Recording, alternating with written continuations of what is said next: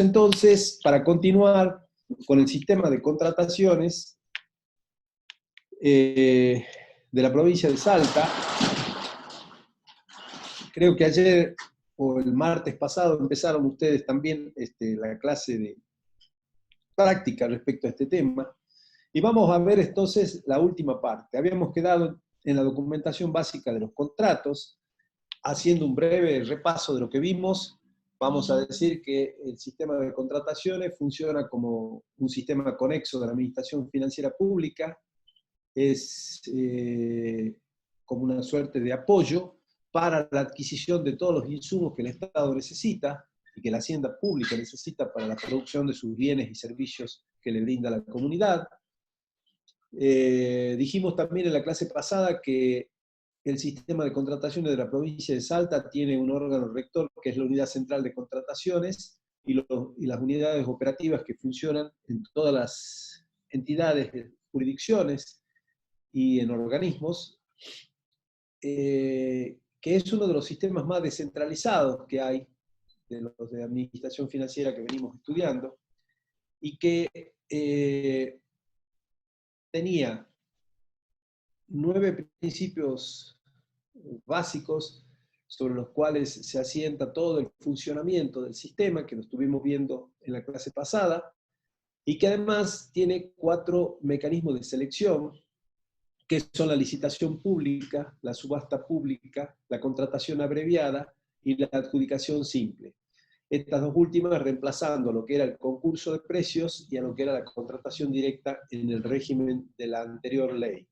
También dijimos que la ley se puso en vigencia en 2019 y estuvimos analizando además cuáles eran las etapas de la contratación, donde teníamos 3 etapas que analizamos precisamente en la clase pasada.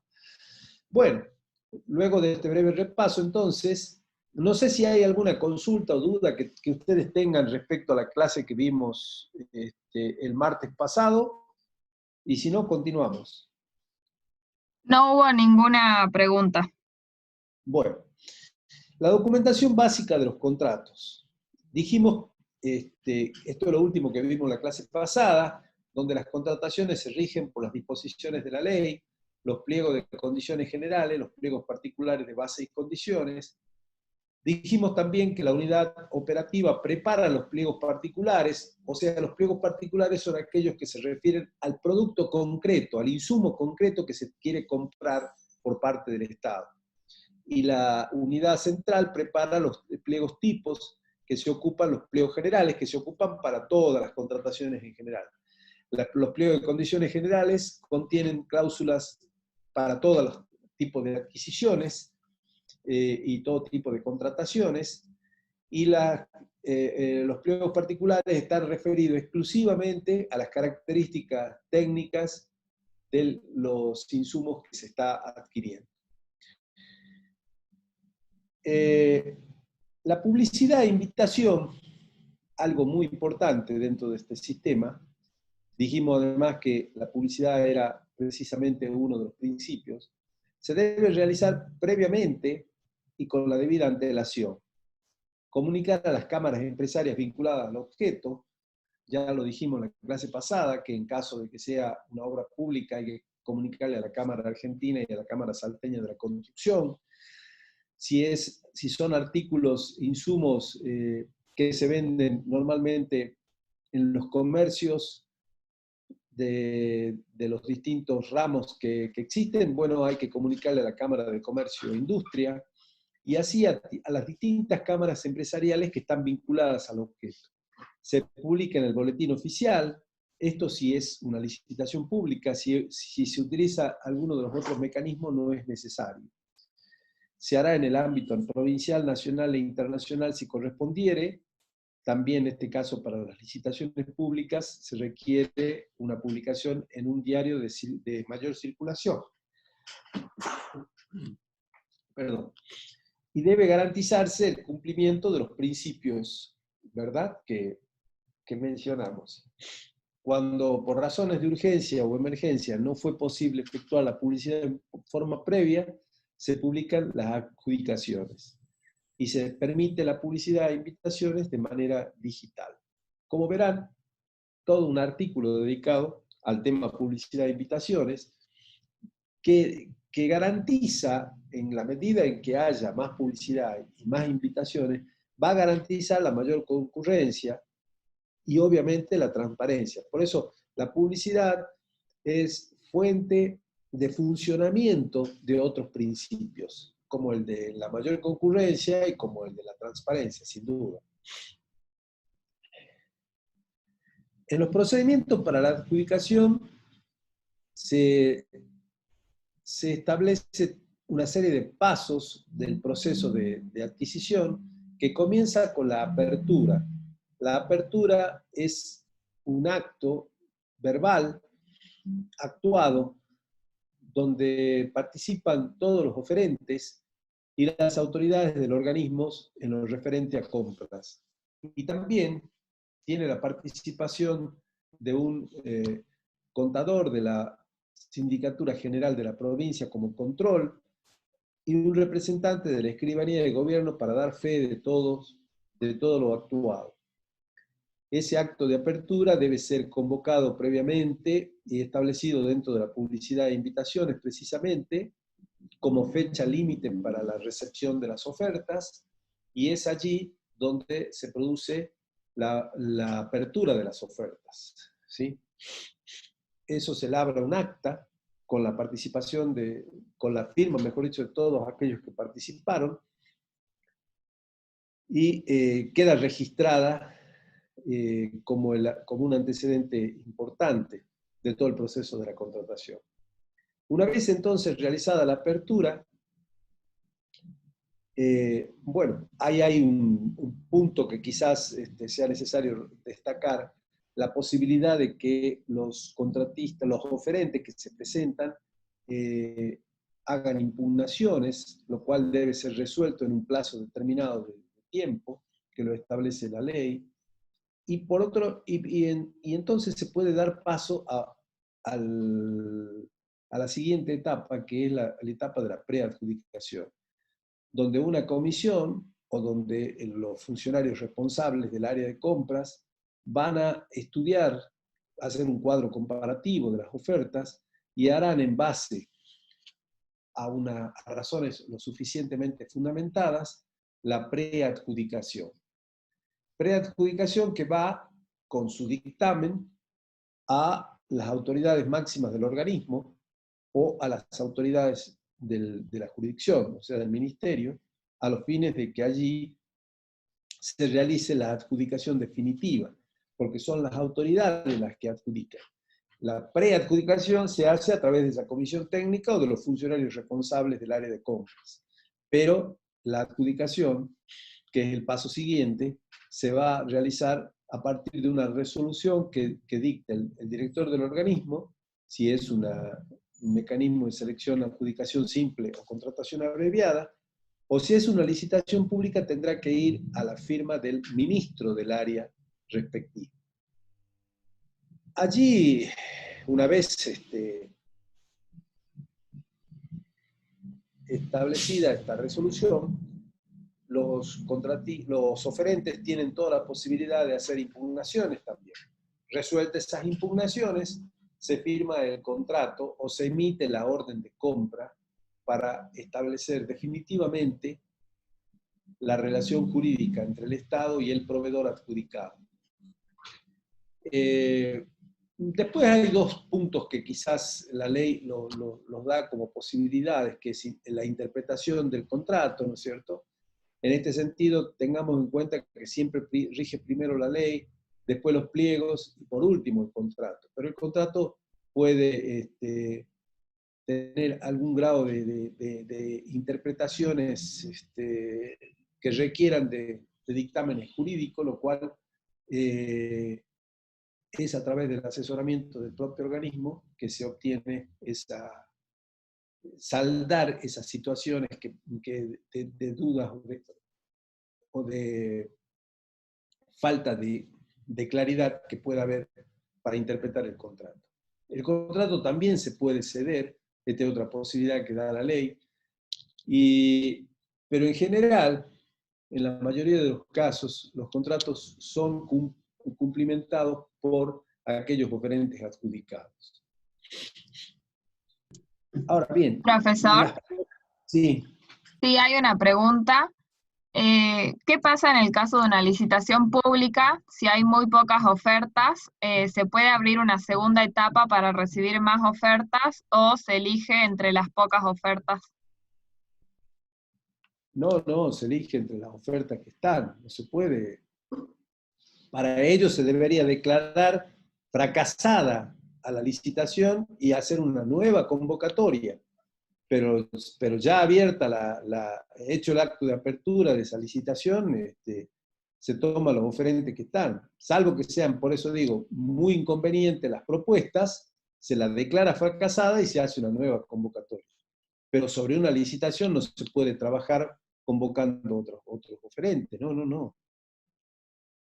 Para nada. Listo, no hay más dudas. No hay más duda. Bueno. Entonces, las propuestas que presentan los oferentes deben acreditar, en primer lugar, la inscripción en el registro de contratistas. Ahora bien, la ley permite que eso sea una deficiencia subsanable, es decir, si no están inscriptos, le da la posibilidad de que se inscriban si eventualmente son adjudicados, lo cual allana mucho la situación para aquellos oferentes que por primera vez se están presentando en una compulsa pública y de esa forma ayuda también a la posibilidad de una mayor concurrencia. Las propuestas se deben redactar en idioma nacional, deben presentarse en sobres cerrados, estar firmada toda la propuesta por el oferente y los sobres deben contener una garantía de oferta, un recibo por compra de pliegos, en el caso de que los pliegos hayan sido vendidos. Ya dijimos que en general la ley esta ha eliminado el valor o el precio del pliego, haciendo de que sean entregados en forma gratuita o teniendo acceso directamente por internet. Pero en el caso de que se vendan en las licitaciones grandes que se puedan hacer de obras públicas, bueno, tendrán que presentar el recibo por compra. Y toda otra documentación que exija el pliego. Todo esto deben contener las propuestas. Las garantías. Dijimos que hay garantía de oferta, de adjudicación y contragarantía. La garantía de oferta es justamente la que presentan todos los oferentes que se presentan a la licitación o a otro mecanismo de selección que se haya establecido. La forma que lo constituyen esa garantía es en efectivo, que es la menos usada, obviamente, nadie deposita plata ya para garantizar una oferta. Puede ser con un depósito en el Banco Macro, puede ser con un plazo fijo que tenga el oferente en algún determinado banco, puede ser con un título de la deuda pública, un cheque certificado o un pagaré, que es lo más usado, estos últimos cheques certificados y pagaré, o con un aval bancario, seguro de caución u otra garantía. Esa forma de presentación tiene que estar dentro de la oferta y las garantías son devueltas. En el caso de los oferentes, cuando se haga la adjudicación, a quien no resulta adjudicado le devuelven las garantías. Al que resulta adjudicado no, a él le piden una nueva todavía, que es la garantía de adjudicación. Y si eventualmente se le da un anticipo financiero para iniciar el trabajo, esto se da generalmente en las obras públicas, le piden también una contragarantía. Estas son los tres tipos de garantías que se requieren. Generalmente, el valor de las garantías está establecido, el valor de los porcentuales está establecido en los pliegos. El 1% es en general para las ofertas y el 5 o el 10% para las adjudicaciones. Y la contragarantía es algo que se establece directamente en el pliego en función del porcentual de anticipo que se le está otorgando al contratista. hablamos de ofertas, y la clase pasada mencionamos, ¿no es cierto?, ofertas inadmisibles, inconvenientes y alternativas. Hablamos también, ¿se acuerdan?, de licitación desierta, cuando no se presentaba ningún oferente, fracasada, cuando todo eran ofertas inconvenientes o inadmisibles, y de esa manera entonces vamos a ver cuáles son los tipos de ofertas, esto que mencionamos. En primer lugar, inadmisible son aquellas ofertas donde el oferente no cumple los requisitos mínimos que exigen los pliegos, o las condiciones de calidad, o de entrega, o de plazo de entrega que fija los pliegos de condiciones de la contratación. En ese caso, entonces, la oferta no se admite directamente. Por eso se la denomina inadmisible. La oferta inconveniente es aquella que, aceptada, en principio, por las formalidades que requiere el pliego, resulta inconveniente por el precio, es decir, porque es un precio muy excesivo respecto a a la expectativa que tenía el organismo para esa contratación, y entonces se la establece como oferta inconveniente. Entonces, la inadmisibilidad está dada por el incumplimiento de requisitos del pliego, y la inconveniencia está dada por el precio excesivo, fundamentalmente. Y la alternativa es una oferta que en general la contemplan algunos pliegos, la deben contemplar para que se pueda presentar, donde además de la propuesta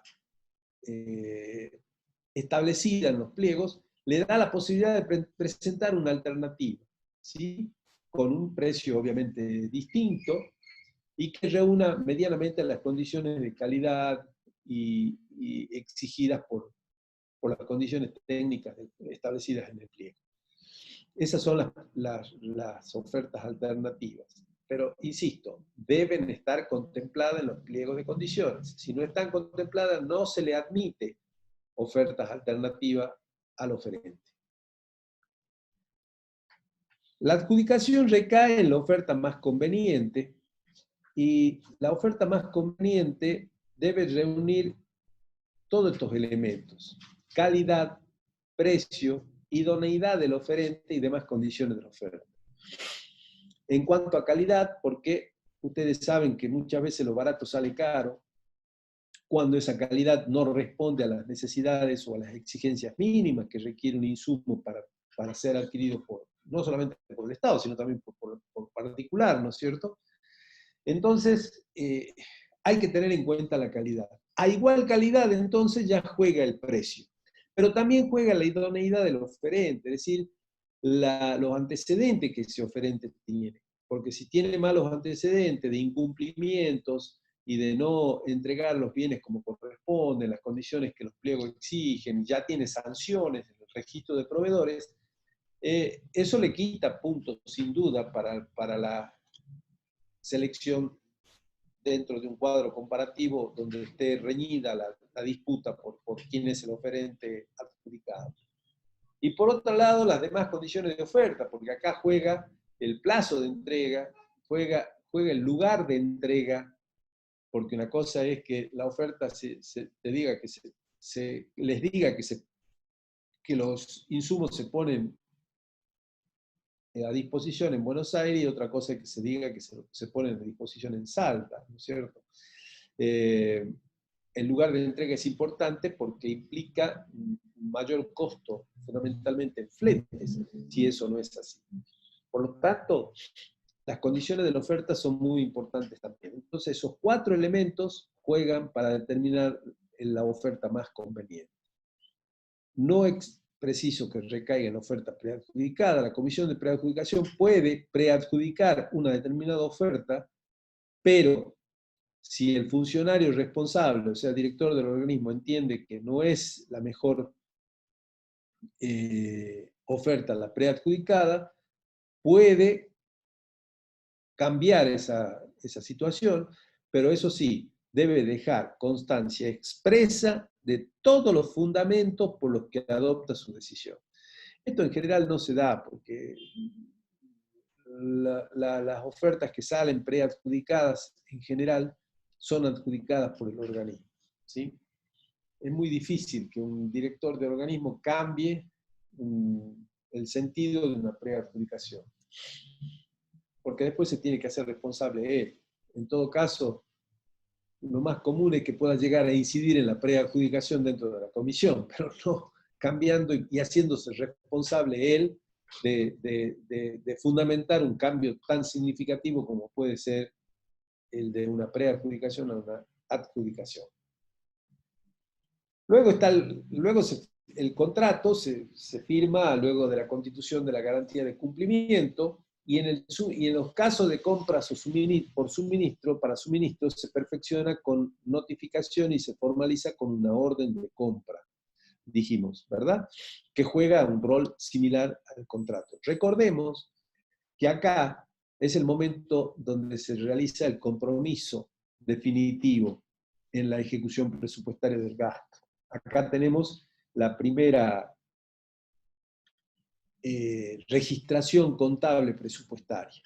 Aun cuando normalmente, y esto ya viene de mucho tiempo, en la provincia se utiliza la afectación preventiva, que es cuando se hace la reserva inicial, cuando se inicia el trámite del expediente de la contratación. En la ejecución de los contratos tenemos la iniciación de los trabajos, el seguimiento de la contratación, la ampliación de plazo y el aumento o disminución de las prestaciones. Esto en general se da para contrataciones importantes. Se fija una fecha de iniciación de los trabajos si es que es una obra en general que se contrata. Se hace un seguimiento a través de inspecciones por parte del Estado, del organismo. Puede haber ampliación de plazos si es que surgen algunos imprevistos dentro de la ejecución, y el aumento, disminución de prestaciones ante la necesidad de establecer adicionales de obra por algún hecho fortuito que pueda surgir, o imprevisto, precisamente, que pueda surgir en el proyecto. Esto generalmente se da en la obra pública o en la instalación de algún tipo de equipamiento especial, ¿verdad? No en las compras de insumos en general, porque allí directamente el proveedor entrega el bien que es conformado por el organismo, y a partir de allí ya se genera la orden de pago para que el Estado abone por los insumos recibidos. En la ejecución de los contratos también puede jugar la prórroga del contrato, juega los precios, las responsabilidades, la pérdida de garantía de la ejecución, las penalidades y las sanciones registrales. Cuando hablamos de prórroga de contrato, se trata en general, como les dije, de obras públicas o de instalaciones de equipamiento, donde, bueno, es necesario, si tiene una fecha, un plazo determinado para terminar, supongamos que sea 90 días el plazo de la obra, pero al surgir imprevistos se prorrogan por 30 días más. O algunas obras que son de mucho mayor alcance, que pueden durar 2 años quizás, y terminan prorrogándose por 6, por 10 meses más, o un año más en algunos casos, ante el surgimiento de imprevistos, sobre todo en las obras de construcción de vivienda, donde generalmente no hay un estudio previo sobre los terrenos donde se están construyendo las viviendas lo suficientemente amplio como para cubrir toda posibilidad de evitar imprevistos. En general los imprevistos se dan, y allí es donde entonces se plantean fundamentalmente el caso concreto de la prórroga de los contratos. En cuanto a los precios, en general los precios se mantienen, salvo que estén contemplados dentro del pliego de condiciones generales, particulares, la posibilidad de un ajuste como consecuencia de la pérdida del poder adquisitivo de la moneda, es decir, concretamente de la inflación, ¿verdad? Situación bastante general en nuestro país, bastante normal ya, que tengamos que convivir con la inflación y por ende puede haber ajuste de los precios, los cuales se ajustan en función del valor establecido en la oferta, a la fecha que se estableció esa oferta, y el valor cuando se va a abonar los certificados de obra, que en el caso de la obra pública, o los distintos pagos que puedan surgir en instalaciones de equipamiento y demás. Bueno, el tema de la responsabilidad está vinculado fundamentalmente a la posibilidad a las responsabilidades que le caben, ¿verdad?, al contratista, los cuales ante alguna situación de conflicto son aplicadas precisamente, lo cual le puede llegar a generar una sanción que puede establecerse desde el registro de contratista, y en ese sentido el proveedor u oferente o contratista ya tiene la obligación, ¿no es cierto?, de cumplir con lo establecido fundamentalmente en el pliego de condiciones y en el contrato. Ante una sanción que pudiera eventualmente realizarse sobre el contratista por incumplimiento fundamentalmente del contrato, el contratista puede perder la garantía de ejecución. Y esto es lo que establece el artículo 51. Y establecen además una serie de penalidades ante la posibilidad de incumplimiento, fundamentalmente en la entrega de los bienes o en la realización de las obras si se trata de obras públicas. Y esas sanciones luego son ratificadas a través de una sanción en el registro de proveedores, que son las sanciones registrales de las que habla la ley, el registro de proveedores y contratistas, donde después, con posterioridad, los proveedores o contratistas quedan sancionados para eventualmente participar en alguna nueva compulsa que el Estado efectúe a través quizás de ese o de otros organismos, ¿no es cierto? Porque el registro funciona para todos los contratistas de la provincia. Profesor, hay una duda. Sí. ¿Qué pasaría en el caso, por ejemplo, de las empresas que fueron adjudicadas por el IPB para la construcción de viviendas? Que bueno, ahora después de 2 años, las casas están presentando falencias en los techos, pérdida de agua. La empresa Sí. debe ofrecer una garantía al Estado, porque esto pasó después de 2 años cuando la empresa ya había cobrado. Sí. Bueno, acá ya no juega la garantía porque seguramente ya hubo una recepción definitiva de las obras. La garantía juega hasta la recepción definitiva de las obras. Cuando se recibe definitivamente las obras, después de 6 meses de haber hecho la recepción provisoria, porque primero hay una recepción provisoria de la obra, cuando termina la obra, ¿verdad? Y se espera 6 meses para hacer la definitiva, justamente para verificar si no hay algún vicio oculto, como se llama normalmente, los vicios de las obras. Pero bueno, esto surgió después de un par de años, lo cual muestra que la falencia inclusive es más grave todavía, porque ya es sobre la estructura misma de la obra. Y acá, bueno, los peritos técnicos deberán definir cuál es el motivo y la causa de esa falencia. Puede haber, ¿no es cierto?, mala ejecución de la obra, materiales mal incorporados, puede haberse realizado esa obra, digamos, con menos materiales de lo que se requería también, ¿sí? La verdad que no conozco en detalle de qué se trata. Es decir, ahí una pericia es la que va a determinar cuál es el tipo de falencia. Y obviamente el IPB se podrá hacer cargo inicialmente de refaccionar la vivienda ante el adjudicatario de la vivienda, pero después puede accionar total y absolutamente contra la empresa, a los fines de que la empresa se haga cargo de todos los costos de reparación que esa vivienda requiera.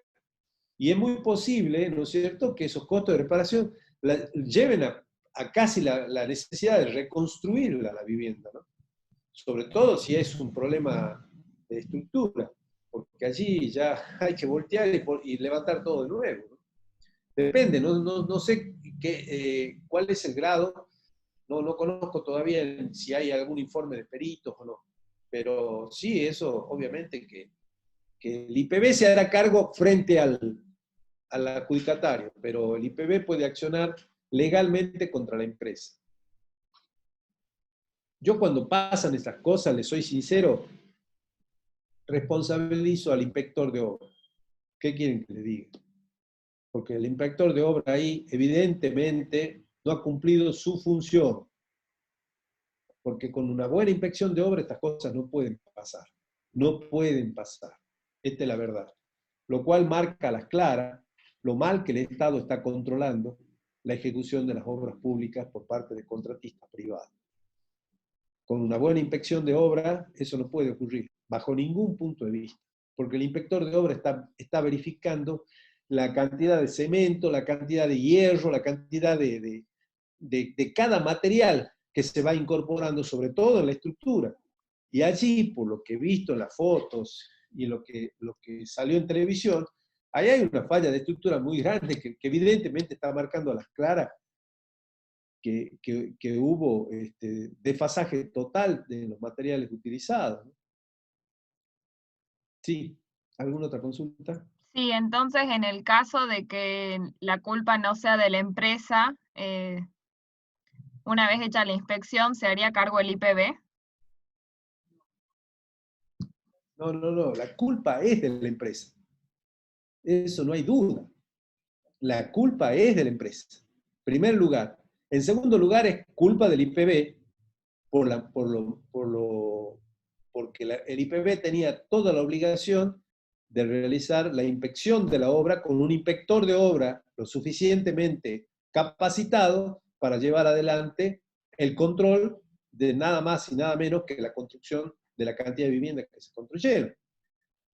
Pero ahí la responsabilidad en primer lugar es de la empresa, porque si hay un error de materiales o de cálculo de hormigón, de ese tipo de cuestiones técnicas, seguro que en primer lugar está la responsabilidad de la empresa, después en el IPB. O compartida, quizás, ante el adjudicatario de la vivienda, puede accionar contra los dos, en realidad. Perfecto. Y una última pregunta es si las sanciones registrales son de público conocimiento. Se supone que sí, que uno puede acceder a ese tipo de información. Debería ser de esa manera, debería ser, pero bueno, acá en esta provincia o en este país las cosas públicas siempre se ocultan. Por eso es que tenemos tan poca transparencia en todo. Pero debería ser, debería darse a conocer absolutamente todas las sanciones para que la sociedad conozca además cuál es el nivel de comportamiento de cada uno de los empresarios, ¿no es cierto?, que trabaja en la obra pública. ¿Algo más? Sí, a ver, un contratista sancionado es de por vida o luego de determinados años, ejemplo, el adjudicatario del corredor de la fe. ¿Cómo? Creo que se refiere a si un contratista es sancionado de por vida o si, por ejemplo, la sanción dura 10 años. No, hay distintos tipos de sanciones y eso lo define la autoridad desde el registro general. El registro general de contratistas, ¿verdad?, que es justamente la placa que tenemos en pantalla, está, digamos,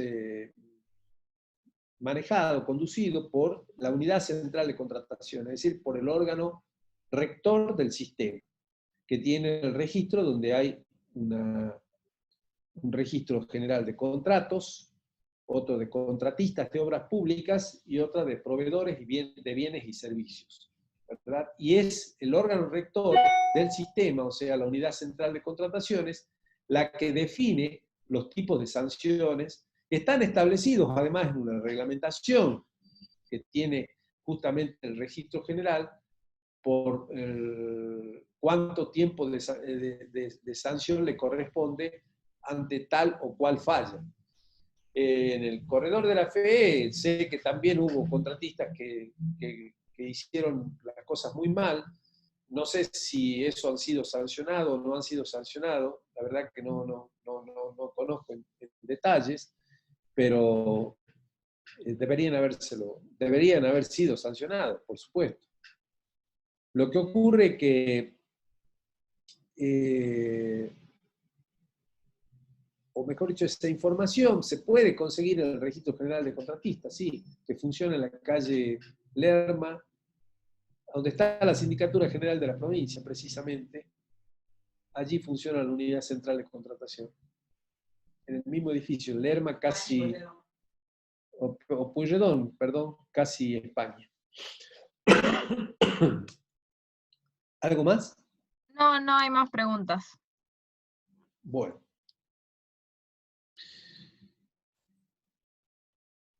Y por último, veamos los distintos tipos de contratos que la ley desde el artículo 60 al artículo 100 lo reglamenta en particular a cada uno de los contratos. En primer lugar, la venta de bienes, donde precisamente reglamenta todo el funcionamiento de los bienes que vende el Estado, aquellos que presupuestariamente, ¿se acuerdan?, habíamos mencionado como ingresos de capital, que cuando estudiamos tanto la ejecución presupuestaria, cuando también vimos esquema de ahorro e inversión, justamente los ingresos de capital está referido precisamente a la venta de bienes. En la venta de bienes se utiliza ordinariamente, como les mencionaba la clase pasada, el mecanismo de selección de la subasta pública, ¿verdad? Donde se establece un precio fijado en función de los valores corrientes en plaza, y de esa manera un precio oficial, base, y sobre eso se establece luego la compulsa o la subasta para que al mejor postor se venda el bien. Acá el que oferta más es el que se lleva en definitiva el bien. Ahora, generalmente los bienes que se venden deben ser declarados fuera de uso u obsoletos por el Estado. Se hace todo un registro de esos bienes, se los publica en un diario de circulación y en el boletín oficial, y se establece una fecha donde se produce la subasta pública. Para el caso de los suministros, esas son las compras fundamentalmente que el Estado efectúa de los insumos necesarios para la producción pública, son los que, una vez resuelto la adjudicación al oferente, se emite una orden de compra, es la compra de bienes de consumo fundamentalmente, papelería, útiles, todo tipo de insumo necesario para el trabajo normal de la administración pública. Estos son los suministros. Acá quizás lo que vale la pena destacar sea el caso de órdenes de compras que se hacen por entregas parciales, ¿no es cierto?, en lo que se denomina de tracto sucesivo, y que permite al Estado comprar a través de un orden de compra y el proveedor entregar semanalmente. Esto se hace generalmente con los alimentos, en las licitaciones de los hospitales o de las unidades penitenciarias que le dan de comer a los reclusos, justamente, y en la compra de alimentos, para la entrega en muchos casos se hace semanalmente, ¿no es cierto? Y se va, digamos, recibiendo esas entregas parciales que forman parte de una orden de compra total por la cual se contrató. Está la locación de inmuebles, que es aquel contrato que en general el Estado realiza para alquilar algún inmueble donde se va a radicar algún organismo público. Esto, digamos, era bastante general hasta hace un tiempo atrás, porque el Estado alquilaba muchísimos inmuebles para la justicia. Hoy todo eso se ha concentrado en la ciudad judicial y prácticamente muchos de sus inmuebles dejaron de alquilarse, ¿no es cierto? Lo cual el Estado comenzó a ahorrarse una muy buena cantidad de fondos precisamente como consecuencia de la concentración de todos los juzgados dentro de la ciudad judicial. De todas maneras, el Estado sigue alquilando inmuebles para radicar allí oficinas u organismos. De hecho, hay varios que están funcionando en la actualidad. Y esos contratos se hacen por 3 años, no requieren de la licitación, sino se pueden hacer por una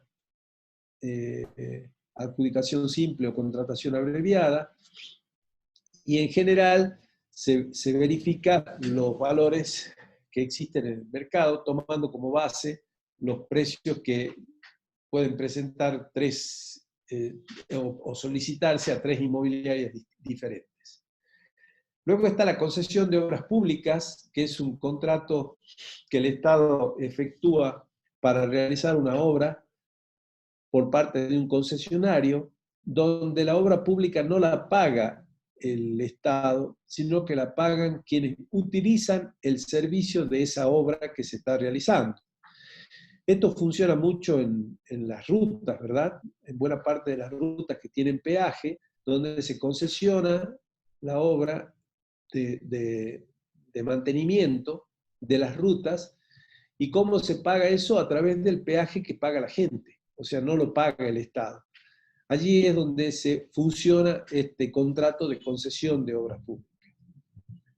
Está también el contrato de concesión de servicios públicos, que son aquellos que se realizan justamente en la adjudicación de los servicios esenciales del Estado, como puede ser la electricidad acá en la provincia de Salta,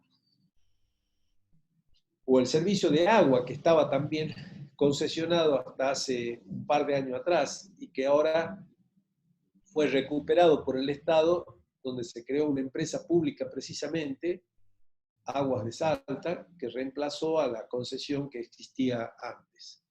Pero el servicio de electricidad a través de DESA está establecido por una concesión de servicios públicos. Esto se dio mucho en los años 90, cuando se hizo la privatización de los servicios en nuestro país, y la mayoría de los servicios públicos viene de ese tipo de privatizaciones, como sucede a nivel nacional con el gas natural, con los servicios de telefonía y demás. Están los contratos de propaganda y publicidad también, que aquí no se respeta el sistema de contrataciones, ni la ley de contrataciones, ni se la respetó en los últimos 30 años de lo que yo tengo conocimiento. Figura dentro de los contratos que están establecidos y reglamentados por esta ley. Sin embargo, la propaganda y publicidad se maneja en forma total y absolutamente arbitraria por parte de quien conduce el gobierno. Decide con quién se contrata y a quién le da más, a quién le da menos, a qué radio le va a pagar más, a qué diario le va a pagar más, o a qué canal de televisión le va a pagar más. Esto sucede acá, sucede en La Nación, sucede en todos lados. Y lamentablemente no se utiliza un juego democrático para, y menos que menos legal, para realizar las adjudicaciones por ese tipo de servicio. Son total y absolutamente arbitrarios todas las contrataciones que se hacen de propaganda y publicidad por parte del Estado. Consultoría son contratos que se realizan para contratar determinados especialistas técnicos para efectuar algún tipo de modificaciones o de reformas administrativas o reformas estructurales que el Estado requiere, o para asesorar en cuestiones de alguna obra de importancia. Y estos contratos, entonces sí están reglamentados y regidos por la ley de contratación. Y por último, el de obras públicas. Quizás el tipo de contratación más importante por lo que cuantitativamente, o sea, dinerariamente, significa, son las contrataciones de mayor monto, de mayor importe, y las obras públicas en la provincia tienen todo un capítulo independiente, y en este sentido podemos decir que los contratos de obras tienen todo un proceso después para llevar adelante, que comienza con un acta de replanteo de la obra, cuando se inicia la obra, más allá de todo el sistema de selección, que ya lo vimos, que en general también es aplicado para la obra pública, donde también hay que mencionar que se realiza mediante licitación pública en general ese tipo de contrataciones. Se hace un acta de replanteo cuando se va a iniciar la obra, se construye el obrador, que se llama, donde va a funcionar, digamos, la oficina de la obra determinada, donde se va a instalar seguramente el director técnico de la obra a trabajar todos los días haciendo la dirección técnica precisamente de la obra. El Estado o el organismo que va a realizar la obra, que en general es la Secretaría de Obras Públicas la que se encarga de hacerlas, tiene que poner un inspector, salvo que sea el IPB. El IPB tiene todo un grupo de labor independiente, ¿no? Es un organismo que para la construcción de viviendas se maneja por su cuenta, tiene sus propios inspectores. Tienen que poner un inspector de obra, ya sea el IPB o la Secretaría de Obras Públicas, quien realice la obra, o la Secretaría de Obras Públicas de la Municipalidad, en el caso de la Municipalidad, tienen que poner un inspector que haga el control del cumplimiento permanente, ya sea en las condiciones técnicas, en las condiciones de plazo y en lo que se va a certificar de obra, donde el inspector debe firmar ese certificado de obra avalando que lo que está allí puesto, que lo que está cobrando el proveedor, lo ha colocado dentro de la obra. Esto es muy importante, se hace responsable ante esa situación. La obra en general se hace a través de certificados mensuales, donde parcialmente se ve lo ejecutado en el mes, y eso es lo que se certifica conforme a los precios establecidos en el pliego de condiciones, y esos certificados se van dando todos los meses conforme al plazo de obra. Si la obra tiene un plazo de un año, bueno, todos los meses se hará un certificado hasta el final, donde se hace el certificado provisorio final, y una vez que se establecen todos los controles pertinentes, se hace un certificado final de obra. La obra puede contemplar también ajuste de precio, lo cual se certifica a través de certificados de variaciones de precio justamente, y tomando como base la fecha de oferta, los precios establecidos en la oferta, y actualizados con el índice de la construcción hasta el momento en que se certifica. Bueno, en la obra pública funciona, como les dije, un director técnico de la obra o representante de la obra y un inspector que debe tener también, ¿no es cierto?, una condición técnica apropiada, de ser al menos un profesional de obra, o sea, un ingeniero, un arquitecto, según sea el caso, según sea la necesidad de controles. En las viviendas en general, muchas veces son los arquitectos y en los otros tipos de obras son los ingenieros. Bueno, hasta acá llegamos entonces con lo que es tipo de contrato. No sé si hay alguna consulta. Hay dos dudas. A ver. En el caso de que la empresa no pueda seguir con el contrato de obra pública, ¿el Estado podría hacerse cargo y continuar con la obra? Hay opciones que da la ley. La posibilidad de cederlo al contrato, puede hacer una cesión a una empresa, donde obviamente la cesión se debe hacer en todas las condiciones establecidas en el contrato, es decir, los precios, las condiciones técnicas, ¿verdad? Y además, la empresa a quien se le está cediendo la obra debe reunir también condiciones de antecedentes, de buenos antecedentes, digamos, para que sea aceptada por el organismo público. El organismo público debe dar el ok ante esa cesión. No se puede hacer sin el consentimiento del Estado. eso puede hacerse, una cesión.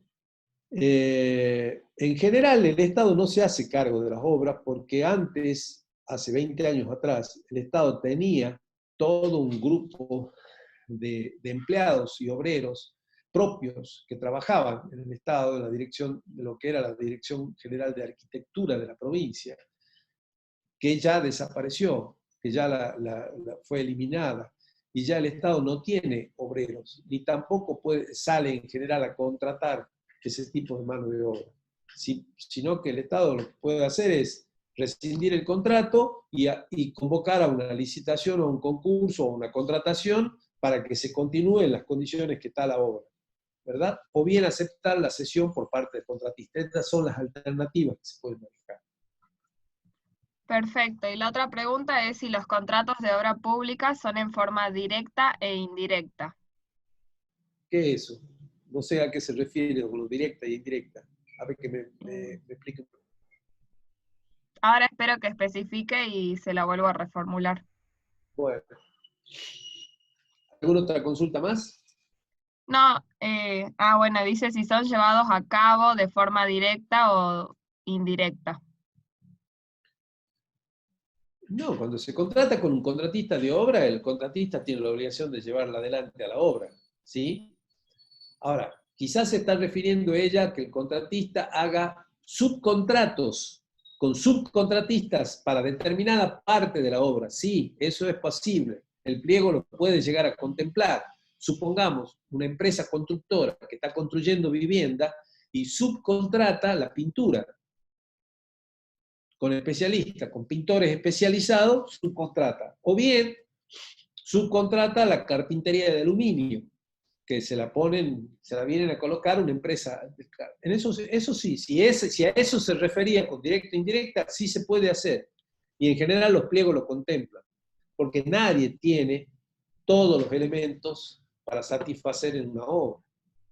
Ustedes saben que hay empresas especializadas en carpintería, otra empresa especializada en, en todo lo que es en todo lo que son los arreglos finales de las casas, por ejemplo, en las viviendas, en general son todas empresas especializadas.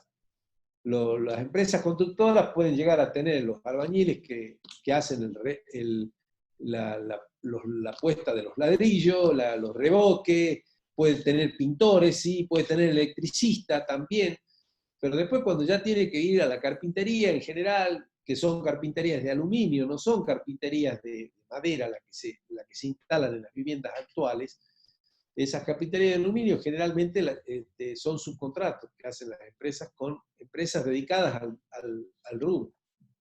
Y ¿A eso se refería? Sí. Y en el caso de los subcontratos, los riesgos los asume la empresa con los que se realiza la obra pública. Sí, sí, por supuesto, porque el responsable ante el organismo es la empresa, es el contratista. Los subcontratos, si gana o pierde, pierde la empresa. Si gana o pierde la empresa, ¿no? Ahí no. Y cualquier error del subcontratista es adjudicado a la empresa, no al subcontratista, porque la que está contratada con el organismo es la empresa constructora, la empresa contratista. Es el contratista el que responde ante cualquier tipo de falla, falta o digamos, o problemas de obra, como hemos estado analizando hace un rato. Listo, contador, no hay más preguntas. Bueno, no sé si quieren que empecemos contabilidad en la clase que viene o largamos ahora lo que tenemos de contable. ¿Están para escuchar, para comenzar el sistema contable o lo vemos el próximo martes? No, dicen que larguemos ahora y que empecemos. Bueno, muy bien. Entonces, terminado contrataciones, nos toca ver sistema de contabilidad, ya como último sistema, ¿no es cierto?, de administración financiera de los 6 que analizamos en gestión.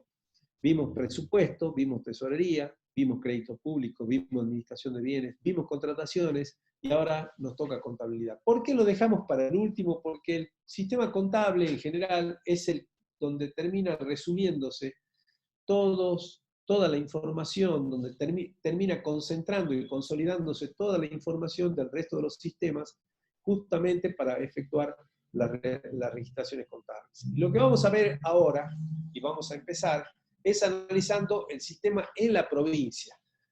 Haciendo la aclaración, la clase que viene vamos a ver el sistema de contabilidad nacional, haciendo la aclaración que en la provincia no funciona el enfoque sistémico, por lo tanto es un sistema contable fijado por la ley de contabilidad y por ende tiene las características del viejo sistema de contabilidad del Estado.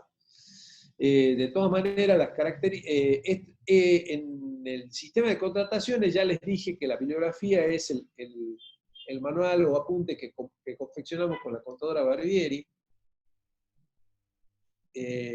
donde está el régimen nacional, el régimen provincial. Para este sistema contable, lo único que hay es la ley de contabilidad y estas clases. No hay más nada, chicos. Así que, por favor, lean la ley de contabilidad, porque este es un tema importante, porque en función de esto, además, van a darse los prácticos de contabilidad que seguramente van a comenzar la semana que viene. Bueno.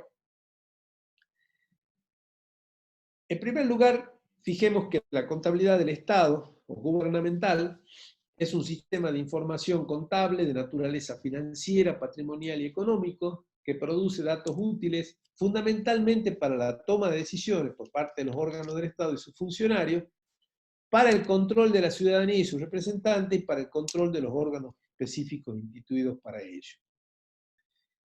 Esto es importante, esto ya es una reiteración, lo dijimos en varias ocasiones, ¿no es cierto?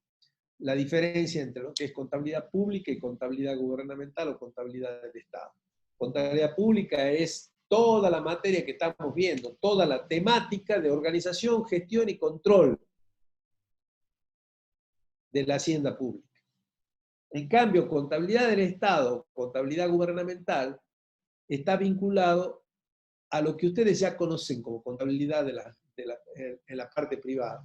Es decir, al sistema de información contable donde primero se compila, luego se procesa, luego se registra y luego se informa. Estos 4 elementos, que en todo sistema de contabilidad funciona de esa manera, implica conseguir la información, procesarla, registrarla en operaciones y para ello cuantificarla entonces a todos los hechos económicos que se hayan producido, y luego de registrada, elaborar los informes y estados contables que son los que sirven justamente para la toma de decisiones por parte de los órganos del Estado. También para los órganos de control y también para el control de la ciudadanía y sus representantes. Los objetivos que la contabilidad gubernamental tiene, y fíjense, contabilidad gubernamental, no contabilidad pública. Recuerden bien la diferencia que hay entre contabilidad gubernamental y contabilidad del Estado, contabilidad pública. Recuerden bien el apunte ese de contabilidad que preparamos y que está subido a la página, donde está bien diferenciada lo que es el concepto de contabilidad pública y el concepto de contabilidad gubernamental. Acá estamos hablando de la contabilidad como un sistema más de administración financiera, o sea, como contabilidad gubernamental. Lo objetivo que tiene es conocer oportunamente los aspectos financieros y patrimoniales, verificar cumplimiento de planes según criterios de legalidad, eficiencia, eficacia y economía, y determinar la responsabilidad política, administrativa y o contable, en su caso, la responsabilidad civil y penal. Es muy importante estos últimos puntos, pero comencemos por el primero. Conocer oportunamente los aspectos financieros y patrimoniales, ustedes ya lo saben, que la contabilidad tiene ese objetivo fundamental de la actividad privada. Bueno, acá la contabilidad gubernamental es totalmente asimilable a la contabilidad general que ustedes conocen, a la contabilidad del sector privado. Es precisamente una rama de esa contabilidad general, la contabilidad gubernamental. como sistema de información contable. Repito e insisto con este tema. Entonces, conocer oportunamente aspectos financieros y patrimoniales es un objetivo de la contabilidad general. Verificar cumplimiento de planes según criterios de legalidad, eficiencia, eficacia y economía son principios establecidos para el Estado, ¿verdad? Donde además de cumplir condiciones técnicas o resoluciones técnicas o procedimientos técnicos, como puede ser en la actividad privada, ¿no es cierto?, donde la contabilidad debe llevarse a partir de una serie de normas técnicas establecidas por la profesión, ¿verdad? En este caso también nosotros tenemos que cumplimentar planes según criterio de legalidad, porque tenemos que responder a la ley. Acá ya no son normas técnicas profesionales que fijan los consejos profesionales, acá son normas técnicas fijadas por ley, la ley de 24.156, o por resoluciones o circulares de la Contaduría General como órgano rector del sistema, y que deben ser cumplimentados precisamente porque están establecidos como reglamentos normativos y legales, ¿verdad? Y los principios de eficiencia, eficacia y economía que la ley 24.156, todas las normas que existen en la materia en todo el país deben responder, incluida la de la provincia de Salta, por supuesto. Y determinar la responsabilidad política, administrativa y o contable, porque a través de lo que la contabilidad nos brinda, la información que nos brinda la contabilidad, podemos determinar quién ha sido el responsable político, quién ha sido el responsable administrativo o contable en cada uno de las decisiones que se han tomado o de las definiciones que se han hecho respecto a políticas instrumentadas o implementadas en determinadas áreas de gobierno, ¿sí? Y allí es donde juega la responsabilidad civil y penal, que en la mayoría de los funcionarios hoy procesados, ¿de dónde sacan la información? De la contabilidad gubernamental. Precisamente de allí es donde parte la información que permite aplicar la responsabilidad a los funcionarios. Todos los actos u operaciones comprendidas en la ley de contabilidad deben registrarse y hallarse, además, respaldados por medio de documentos y registrarse contablemente de modo que permita la confección de cuentas, de estados demostrativos, de balances que hagan factible su medición y su juzgamiento. Esto lo establece el artículo 42 de la ley, ¿verdad? El órgano rector del sistema en la provincia de Salta es la Contaduría General de la provincia. Está a cargo de un contador general y de un subcontador general. En esto es igual que la nación, ¿sí?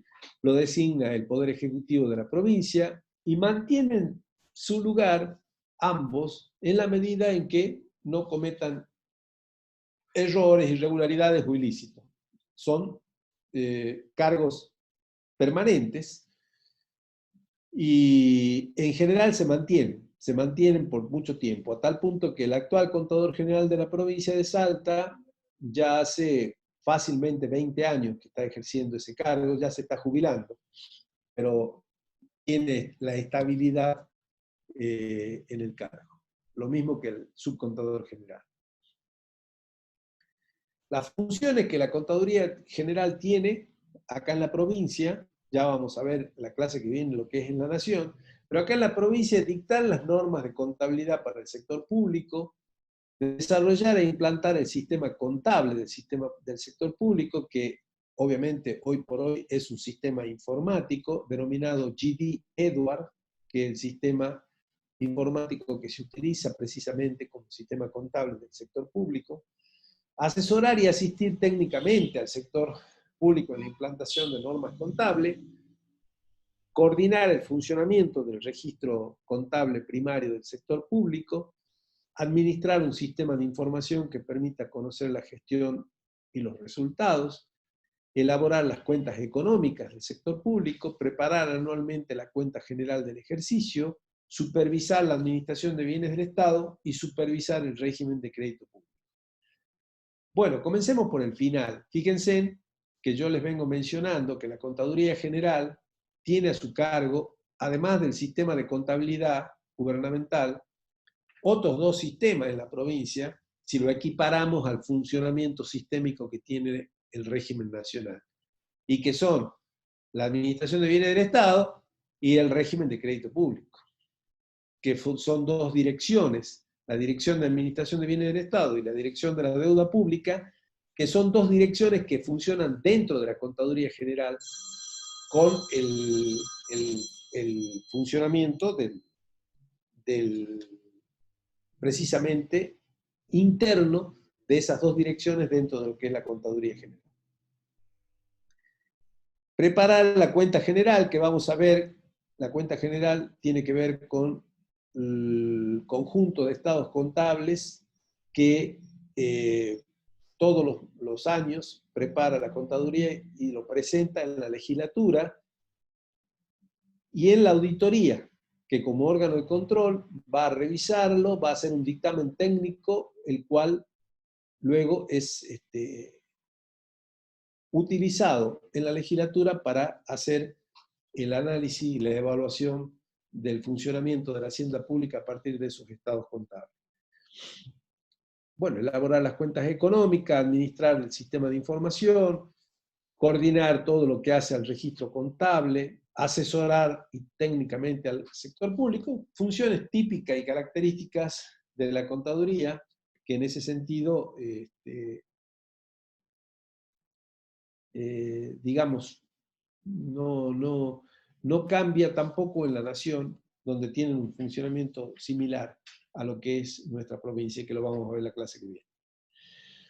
En la normativa que establece la ley, fija los sistemas financiero y patrimonial, lo divide en dos. Y cada uno de ellos lo divide en dos subgrupos. El financiero es en presupuesto y movimiento de fondos y valores, que es el movimiento de la tesorería, y patrimonial es lo que viene del Estado y lo que es deuda pública. ¿Sí? Esos son los cuatro sistemas que prevé la ley de contabilidad para el funcionamiento de la contabilidad en la provincia. Acuérdense, 4. Financiero, patrimonial por un lado, y el financiero en 2, presupuesto y fondo y valores, y el patrimonial en bienes del Estado y deuda pública. En lo que hace a las normas referidas al sistema de información, dice que la contabilidad del Estado debe responder a un sistema que permita registrar e informar en forma integrada e integral y oportuna el desarrollo de los procesos que dan lugar a ejecución del presupuesto, movimientos del tesoro, variaciones del patrimonio y variaciones de la deuda pública, en consonancia con estos cuatro sistemas. Acá estarán precisamente la ejecución del presupuesto.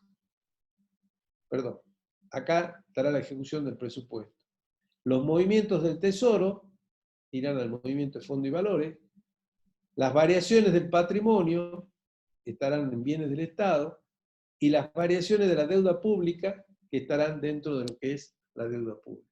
Allí se concentra la base de la registración de la contabilidad gubernamental en nuestra provincia, basado en la ley de contabilidad, insisto, que es lo que estamos revisando y refiriéndonos precisamente en este estudio.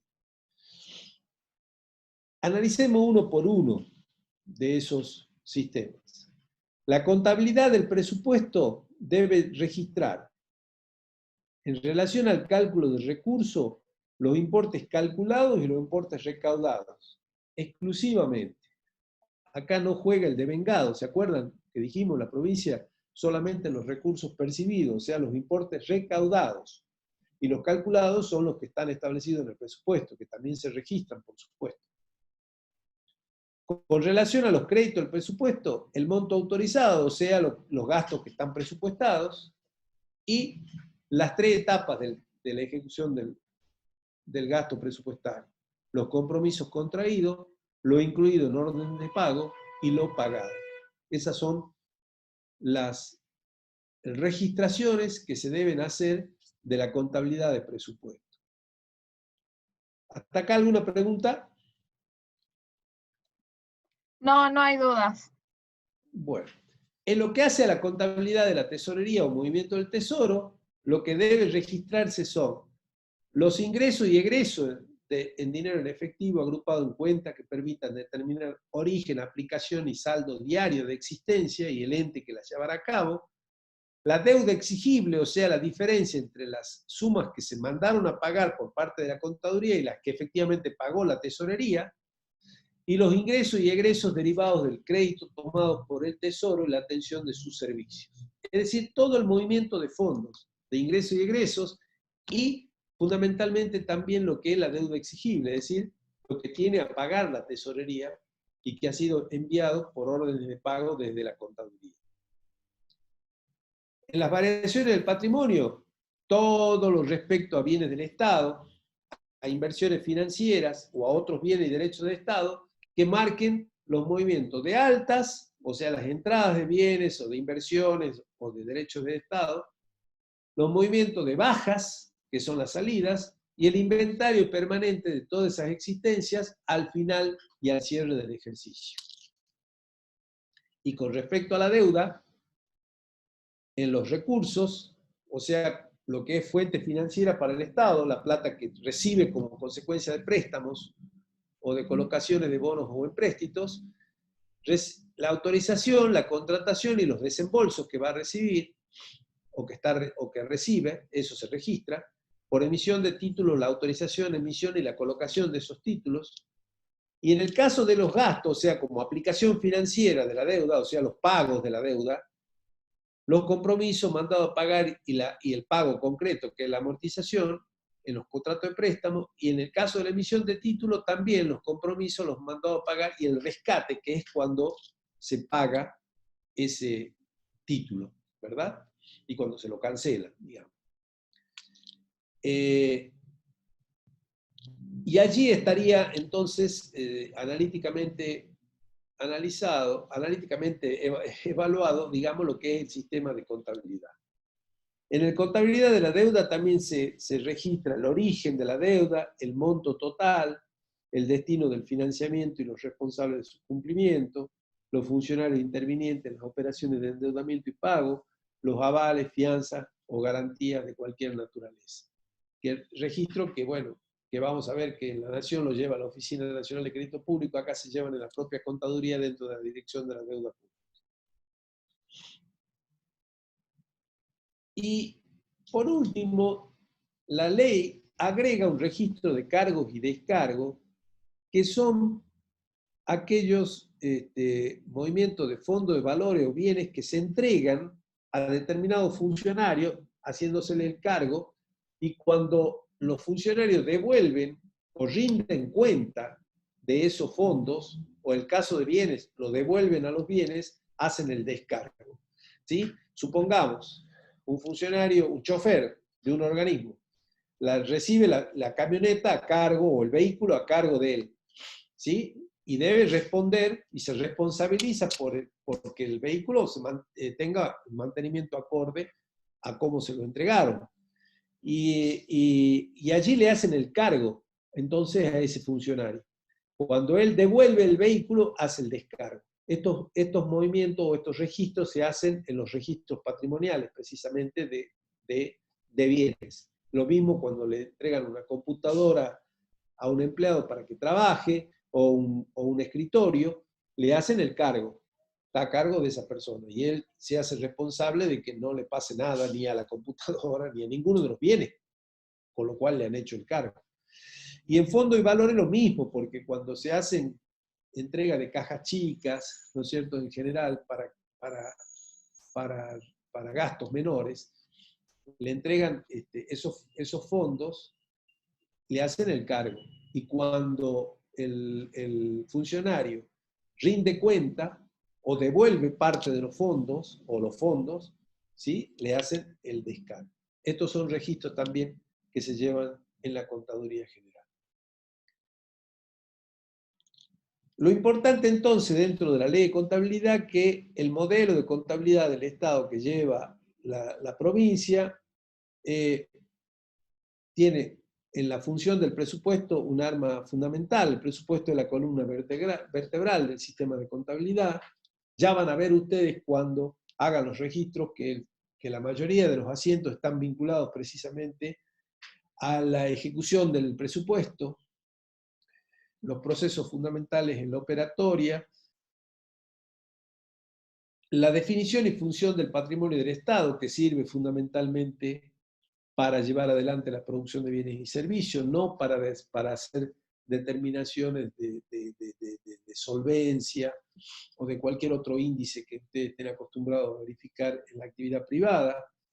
La unidad de medida a emplear, que es el valor, el valor del peso argentino que se utiliza como unidad a emplear, criterios de evaluación que son en general la evaluación al costo de adquisición más los gastos que implica la puesta en funcionamiento de los bienes, ¿no es cierto? Ese es el criterio de evaluación que se utiliza.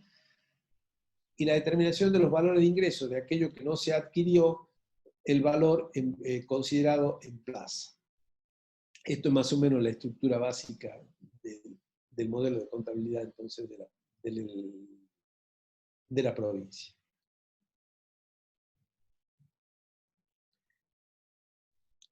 Analizado esto en particular, digamos que la función del presupuesto, el eje en el torno al cual funciona la actividad financiera del Estado, y el presupuesto, además de ser un cálculo de gasto y recursos como la actividad privada, es un acto de autorización que crea derechos y obligaciones generando responsabilidades.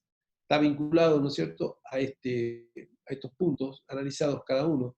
En el caso de los recursos, se considera recurso a los créditos del Estado cuyo importe ingresan al Tesoro, y recordemos que es solamente el ingreso o percepción. Hay una sola etapa de ejecución del recurso, que es cuando la suma de dinero ingresa a las cajas del Estado. En los gastos, por el contrario, se mantiene las tres etapas del compromiso, mandado a pagar y pagado. Esto ya lo vimos en ejecución presupuestaria. De todas maneras, la placa va a quedar para ustedes. Y también esto vimos en la ejecución presupuestaria, y que tiene que ver con la clausura, donde es el momento en que se cierra la vigencia del presupuesto, y los efectos de clausura es que caducan las autorizaciones para gastar, hay una apropiación cierta de los recursos, se debe determinar el resultado del ejercicio presupuestario. Ese resultado es determinado por recursos percibidos menos gastos comprometidos. Recuerden, en provincia todavía se sigue registrando por compromiso los gastos, y se constituye de esa manera el residuo pasivo y la deuda exigible. Residuo pasivo como diferencia entre compromiso y mandado a pagar, y deuda exigible, la diferencia entre mandado a pagar y pagado, que ustedes ya lo vieron en las planillas de ejecución presupuestaria o en los estados de ejecución presupuestaria.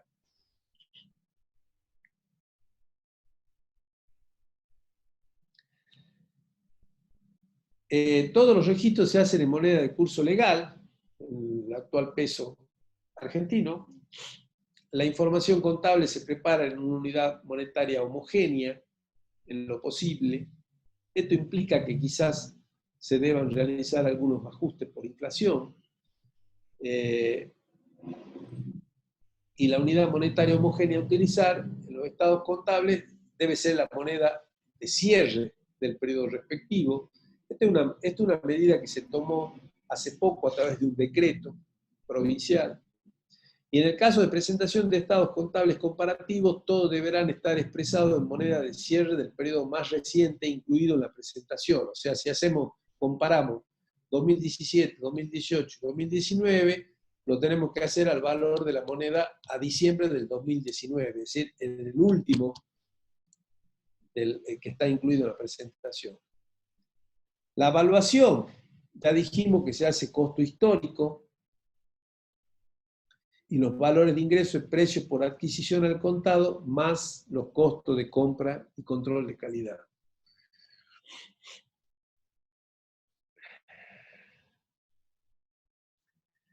Toda la información contable que se traduce luego en los informes y estados contables está destinada fundamentalmente a brindar la información a la sociedad. En definitiva, es el destinatario fundamental de la información contable pública.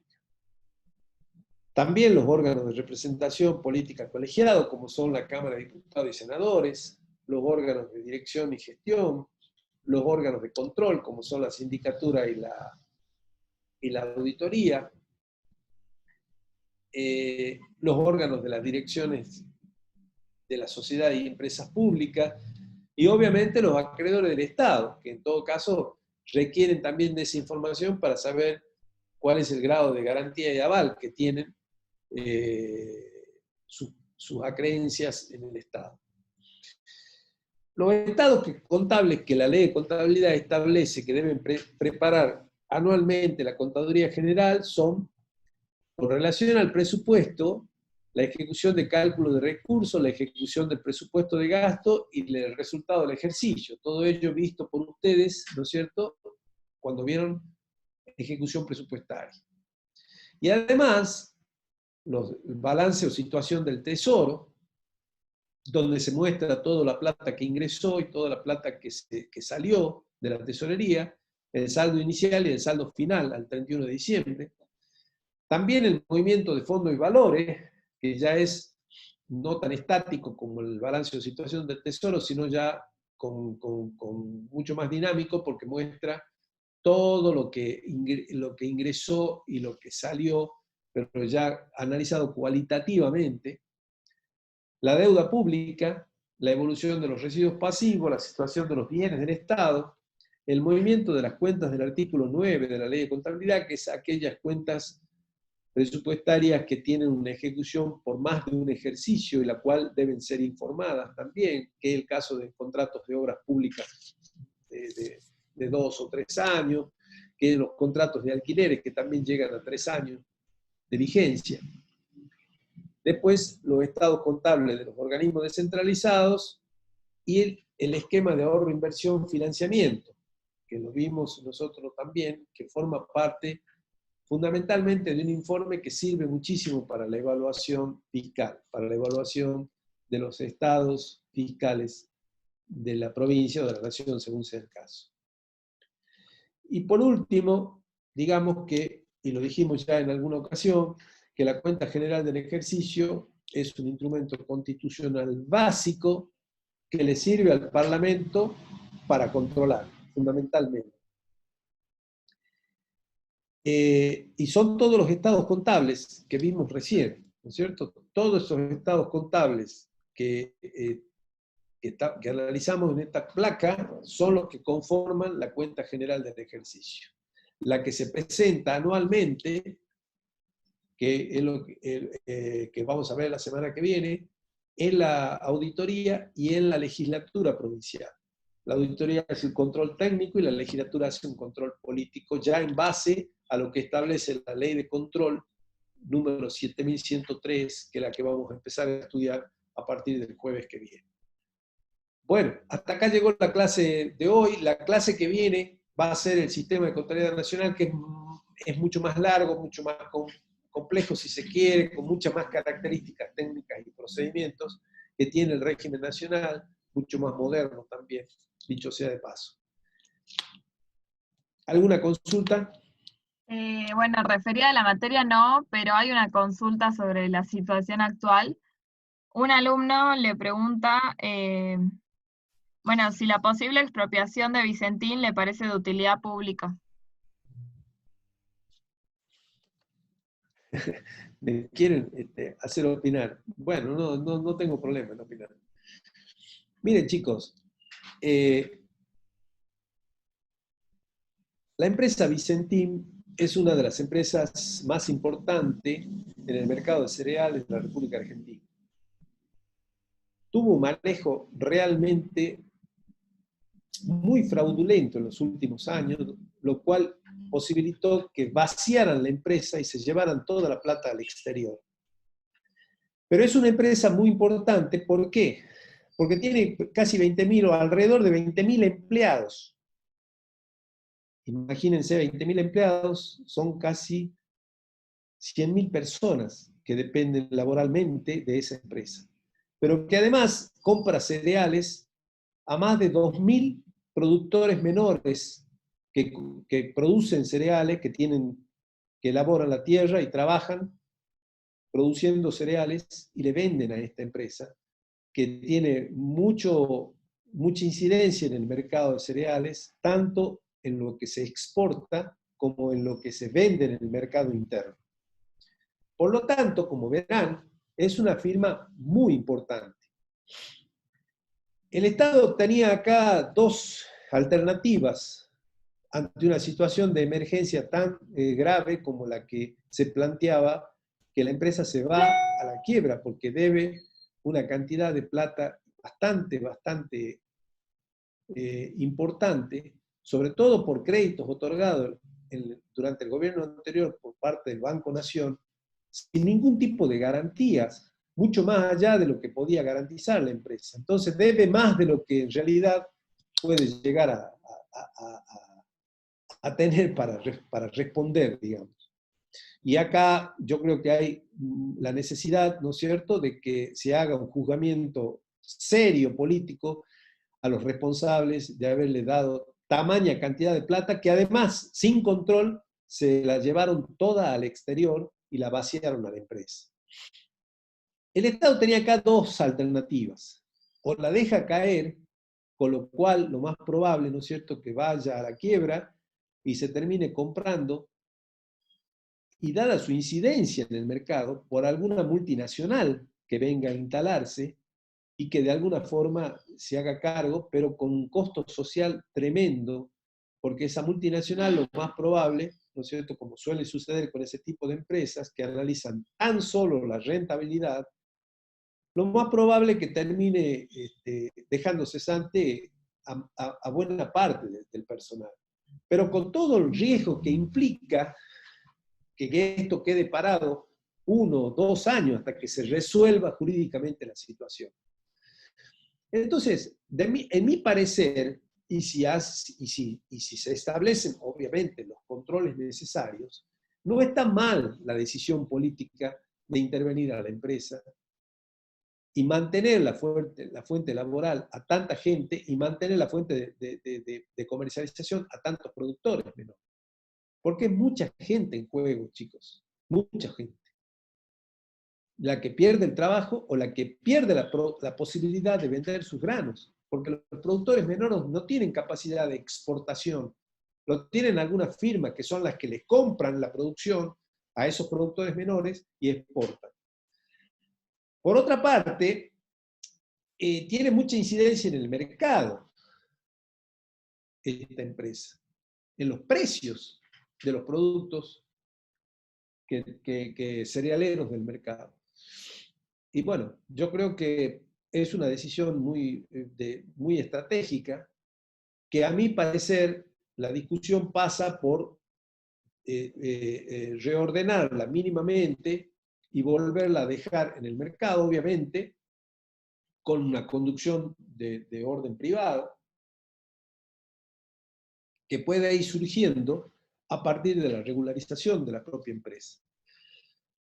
Ahora, todo lo demás que se dice respecto a que vamos a Venezuela son propaganda fundamentalmente de un sector que sigue queriendo agigantar la grieta en este país y que no le hacen bien para nada a este país. Y con esto no soy un defensor para nada del gobierno actual o de las autoridades actuales, sino que creo que como medida económica y política es una medida razonable y que no tiene nada que ver con que acá vamos a ir al comunismo, vamos a ir a Venezuela, como dicen algunos medios o algunos dirigentes que quieren agigantar la grieta y querer hacer de esto, porque parece ser que están apostando a que le vaya mal al país, no solamente con la pandemia, sino que parece ser que quieren más que se libere la cuarentena para que haya más muertos, no sé, o critican esto porque se está tratando de recuperar fundamentalmente mano de obra y, como les digo, productores menores, que hay mucha gente que no tiene otra posibilidad de sobrevivir en la medida en que no se salve esta empresa. y la única en condiciones de salvarlo es el Estado, porque ninguna firma privada va a venir y se va a hacer cargo de semejante muerto. Primero hay que resucitarlo, luego hay que ponerlo en funcionamiento de nuevo y en actividad nuevamente, y eso únicamente lo puede hacer el Estado. Y después, obviamente, tendrá que devolverlo a la actividad privada, como corresponde, ¿no? Pero creo que como medida de saneamiento, en un momento de crisis como el que vivimos, no es mala la decisión política, a mi parecer. No sé si hay algún comentario que ustedes quieran hacer al respecto. Bueno, sí hicieron comentarios. Bueno, otro alumno dijo que, bueno, que le recordaba el caso del correo argentino, en el sentido de cómo defraudar al Estado con los concursos y vaciamientos, que bueno, que en ese caso le parecía medio similar. Y bueno, que siempre era interesante escuchar su opinión. Bueno, sí, no, el correo argentino fue otra cosa, ¿no? Recordemos, el correo argentino fue una empresa que se privatizó en los 90, que la concesión se la dieron a la familia Macri, precisamente a la familia del presidente, y nunca pagaron un canon. Nunca pagaron el canon. El canon es la suerte de alquiler que le pagan al Estado por la concesión precisamente de la empresa. Es como si fuera un alquiler, digamos, el canon se llama. Nunca pagaron. Y se fueron debiendo una cifra significativa que ronda, si la actualizamos, en miles de millones de pesos, hoy por hoy. Y este es el juicio que el Estado tiene con la familia Macri por el correo y que fue parado durante estos 4 años mientras él era presidente, obviamente, paró todos los juicios en contra de su familia. Esto también pasó. Pero no, esto es una empresa privada, aquello era una empresa pública que se concesionó. Esa es la diferencia. ¿Alguna consulta más? Perfecto, no hay ninguna duda más. Bueno, muy bien chicos, entonces hasta el próximo martes. Que pasen un feliz fin de semana largo. Lamentablemente no vamos a poder ir a los fogones este año. No hay fogones, así que bueno, habrá que recordarlo a Güemes de otra manera. Les mando muchos saludos, que anden bien.